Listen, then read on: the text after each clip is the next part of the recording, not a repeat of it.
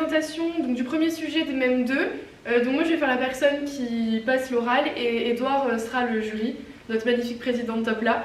Donc voilà, on est parti. J'ai le droit à un chronomètre qui est juste sur la table comme pour les oraux blancs. J'ai préparé mon texte pendant 20 minutes. Bon, il y a un peu plus longtemps que ça, mais je l'ai préparé. Je suis pas au courant des questions, donc on est parti maintenant. Bonjour, aujourd'hui je vais vous présenter un sujet de MEM2. Donc c'est sur l'insomnie et l'anxiété. La santé mentale des Français s'est dégradée pendant le confinement. Du coup, c'est un article du Monde qui a été publié en mai 2020. Cet article est décomposé en plusieurs parties, 3 parties au niveau du texte et 2 parties au niveau de l'annexe, qui seront des graphiques. Dans la première partie du texte, on fait un état des lieux de l'anxiété des Français. Et donc, ça a été fait grâce à l'échelle de HAD, donc Hospital Anxiety and Depression Scale. Donc, ça a permis de pouvoir un peu une idée de l'état d'anxiété des patients. Ensuite, l'Institut sanitaire et BVA, ils ont analysé la situation en essayant de trouver qui étaient les personnes à risque. Donc par exemple, on peut voir qu'être une femme, être un parent d'enfant de moins de 16 ans ou déclarer une situation financière difficile font partie des critères qui font que l'anxiété va pouvoir augmenter.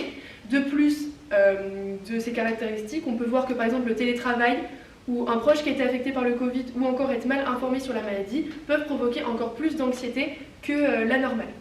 Ensuite, on peut voir qu'il y a aussi des conséquences de cette anxiété, ça existe forcément, les conséquences mentales sont aussi très importantes, avec notamment une augmentation des conduites addictives qui a vraiment eu une grosse hausse et qui est passée de 10% à peu près 13 ou 14% pendant le confinement, donc c'est quand même des augmentations qui sont quand même assez significatives. Et de plus, les personnes qui étaient du coup chez eux n'ont pas pu forcément bénéficier de ce qu'ils pouvaient avoir actuellement au niveau des soins, parce que l'hôpital était forcément très chargé par le Covid, et en plus, par exemple, les personnes qui avaient des suivis psychologiques n'ont pas pu se rendre à leur rendez-vous, et donc a fait que de rendre de plus en plus importants les problèmes psychologiques. Ensuite, on peut voir qu'il y a du coup ces 2 annexes. Donc du coup, l'annexe 1 montre vraiment qu'au début du confinement, l'anxiété a été vraiment très forte, pas loin de 27% de personnes très très anxieuses. Donc du coup, la prévalence de l'anxiété des Français, ça je ne l'ai pas expliqué, mais du coup c'est un état de santé, ça veut dire que ça montre vraiment, la prévalence, la définition c'est un état de santé. Donc là vraiment on voit l'état d'anxiété des Français à ce moment-là.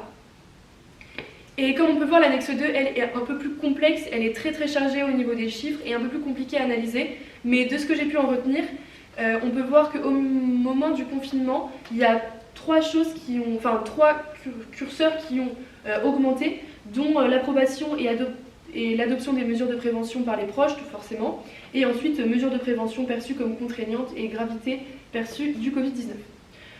Donc ensuite, au niveau des problématiques, on va voir qui sont et pourquoi certaines personnes sont plus anxieuses que d'autres et quelles sont les conséquences de cette anxiété.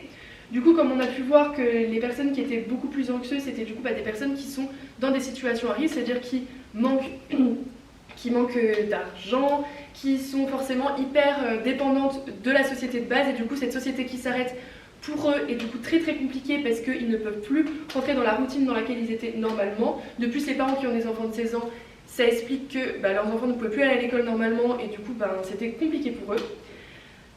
Ensuite, quelles sont les conséquences de ces syndromes ? Comme on a pu le voir, les addictions ont fortement augmenté et du coup, parce qu'ils n'avaient pas leurs soins habituels et n'avaient pas possibilité de se déplacer, comme j'ai pu y répondre avant. Donc ensuite, au niveau des perspectives, je vais séparer cette perspective de 2 manières, de 2 façons.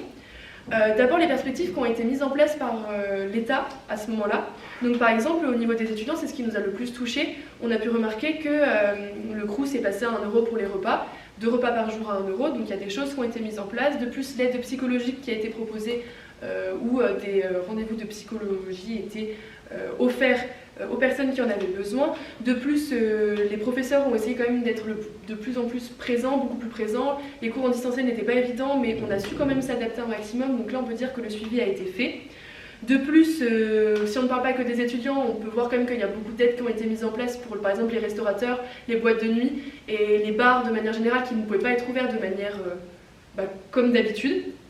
Et ensuite, personnellement, je pense que il serait important de pouvoir faire des salles d'écoute parce que je pense qu'il y a énormément manqué aux étudiants et aux personnes qui ont souffert d'anxiété, c'est le fait de ne pas être entendu parce que du coup d'être seul et du coup être anxieux de cette solitude. Et du coup notamment il y a des choses qui ont été citées.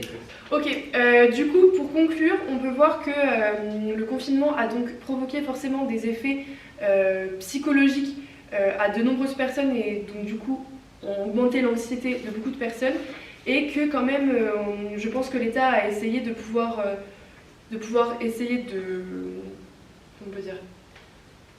d'équilibrer tout ça en trouvant des solutions, mais que c'est des situations qui sont inédites et du coup très compliquées à pouvoir gérer. Pourquoi sur le graphique on observe une diminution de l'anxiété alors qu'il y a quand même un confinement prévisionnel?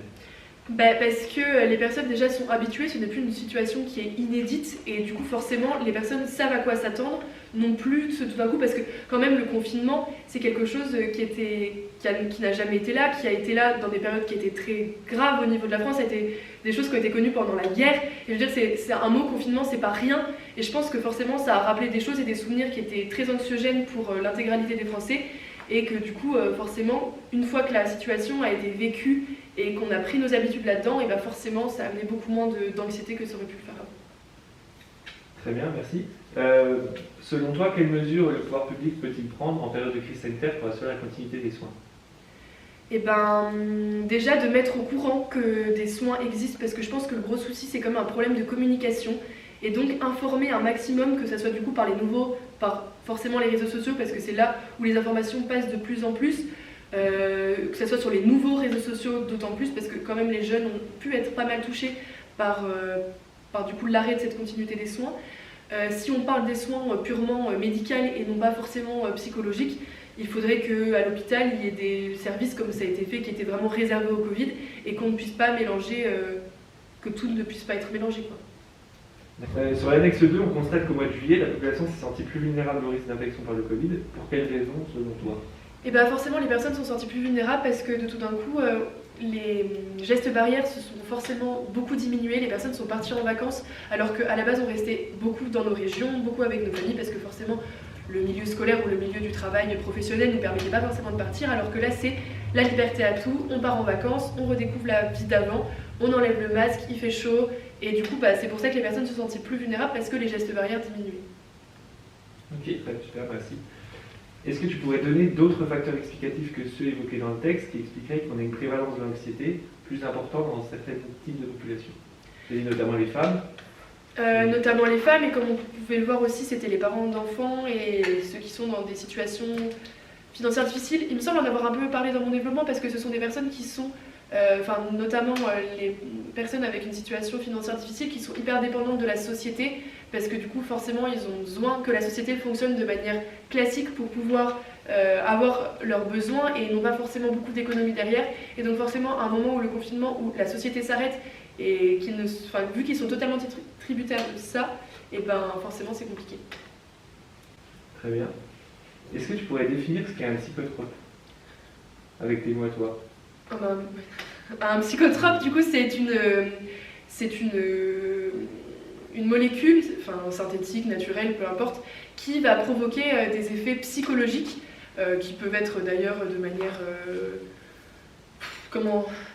qui vont provoquer des effets psychotropes, donc psychologiques, et qui vont du coup déformer la vision des choses comme on peut le voir normalement, qui vont soit l'améliorer ou soit la rendre moins bien. Et selon toi, quelles mesures le pouvoir public pourrait-il mettre en place pour améliorer la connaissance sur la maladie?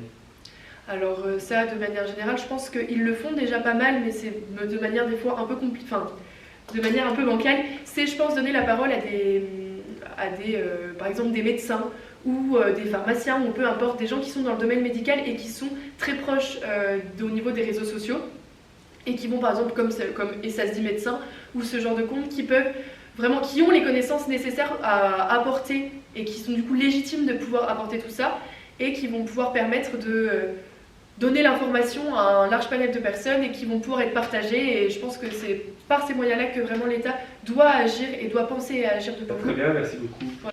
Vu que le port du masque est obligatoire au QG, maintenant je garde mon masque tout le temps 24h sur 24. Je dors avec. je dors avec.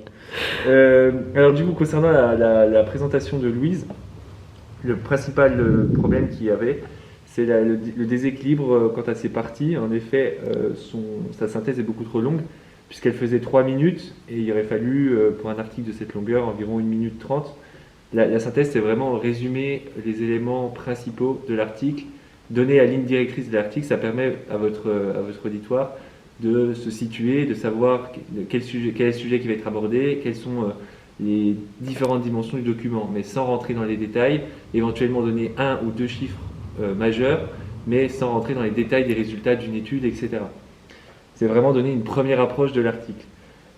Concernant la prestation orale, il faut faire attention avec certains mots qui ne convient de pas utiliser à l'oral, les du coup, en bref, en gros, c'est des choses qu'il faut vraiment éviter.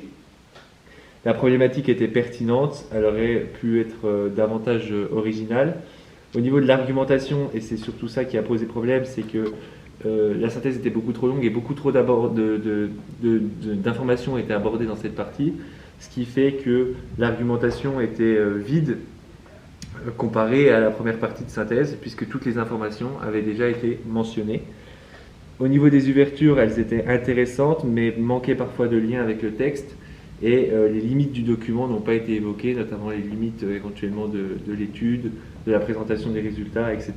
Donc la phase de questions était satisfaisante avec donc Louise qui a répondu aux différentes questions proposées et a proposé des réponses cohérentes. Et la gestion du temps n'était pas optimale, mais globalement satisfaisante, avec un léger retard sur la fin. Je lui ai notamment demandé de conclure pour pas qu'elle dépasse les 5 minutes imparties, à savoir que le jour de l'oral, vous aurez vraiment 5 minutes et pas 1 seconde de plus. Concernant les points positifs, donc au niveau de la prestation orale, c'est notamment, vous voyez bien que Louise est agréable à écouter, son ton n'est pas monotone, il y a de l'intonation dans ce qu'elle dit, elle est souriante, etc. Donc ça c'est très important le jour d'un oral. Vous n'êtes pas seul face à votre feuille, vous avez quelqu'un en face de vous. C'est important de transmettre tout ce qui va avec l'oral, c'est-à-dire tout ce qui est le non-verbal, le paraverbal.